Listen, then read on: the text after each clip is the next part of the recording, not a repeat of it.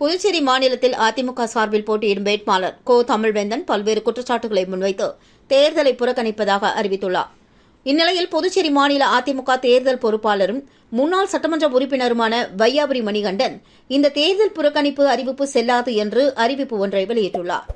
தேர்தலை புறக்கணிப்பு செய்வதாக முடிவெடுக்கும் அதிகாரம் கழக வேட்பாளருக்கு கிடையாது என்றும், கழகத்துடைய அனைத்து முடிவுகளை எடுக்கும் அதிகாரம் கழகத்தின் நிரந்தர பொதுச் செயலாளர் எடப்பாடியார் அவர்களுக்குத்தான் உண்டு என்பதை இதன் மூலம் கூறிக்கொள்கிறேன் என்று அவர் அறிக்கையின் வாயிலாக தெரிவித்துள்ளார்.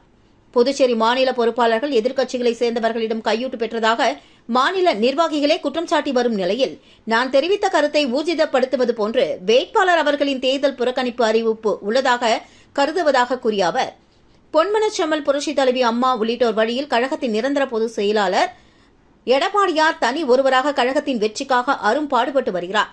புதுச்சேரி மாநில மக்கள் மீதும் அளவு கடந்த அன்பு வைத்துள்ளார்.